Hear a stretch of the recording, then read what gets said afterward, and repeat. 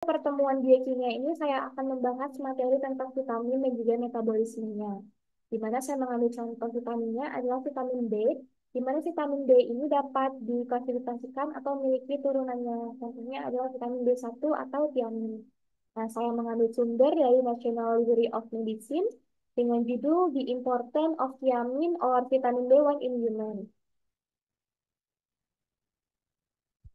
Nah, jadi tiamin ini dia merupakan salah satu bentuk dari vitamin B, tiamin satu atau tiamin.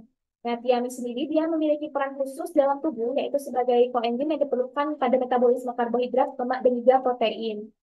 Nah, ini merupakan mana pada tiamin ini dia terdapat dua cincin heterosiklik yang terdiri dari cincin pirimidin dan juga cincin diazol. Nah, jadi pada cincin pirimidin ini terdapat gugus nitrogen di mana gugus nitrogen ini berfungsi sebagai pusat reaktif yang akan memungkinkan tiamin ini dapat berpartisipasi dalam cincin heterosiklik ini.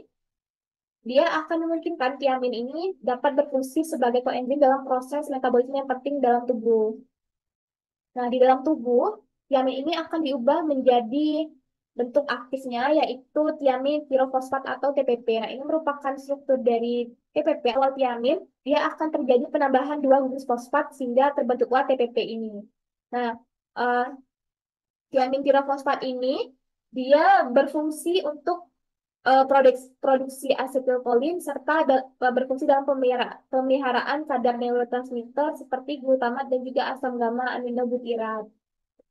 Nah, jadi pada beberapa kasus terdapat kasus yaitu kekurangan vitamin B1 dalam tubuhnya yang dapat menyebabkan beberapa penyakit seperti contohnya adalah penyakit beri-beri. Nah, ini merupakan sumber yang saya ambil dari National Library of Medicine setelah operasi lambung.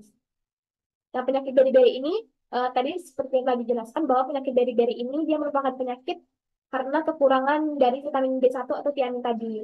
Nah, kurangnya kadar tiamin dalam tubuh ini dia akan menyebabkan terjadinya gangguan metabolisme pada glukosa, penurunan pengiriman oksigen oleh sel darah merah, kegagalan neurotransmisi, serta kematian dari neuron.